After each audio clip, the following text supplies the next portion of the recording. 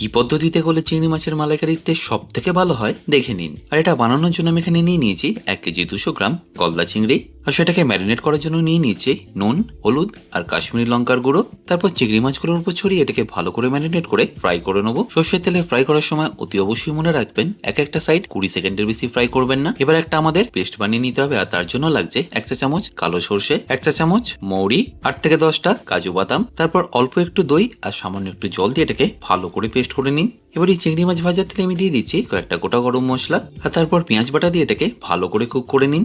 আর পেঁয়াজটা ভালো করে ফ্রাই হয়ে গেলে এখানে দিয়ে দিন আদা রসুন বাটা, ঝালের জন্য কাঁচা লঙ্কা বাটা, রঙের জন্য সামান্য একটু হলুদ আর কাশ্মীরি লঙ্কার গুঁড়ো। আর এই সবকিছুকে একবার ভালো করে মিশিয়ে নিয়ে আমরা যে সর্ষের পেস্টটা বানিয়ে রেখেছিলাম সেটা এখানে দিয়ে দিতে হবে। আর অবশ্যই এখানে নুনটা দিতে ভুলবেন না। আর সবশেষে এখানে অ্যাড করতে হবে নারকেলের দুধ আর গরুর দুধ। তারপর চিংড়ি মাছটাকে দিয়ে একবার ভালো করে ফুটিয়ে নিন, আর ফোটানো হয়ে গেলে ফিনিশ করুন গরম মশলা আর ঘি দিয়ে।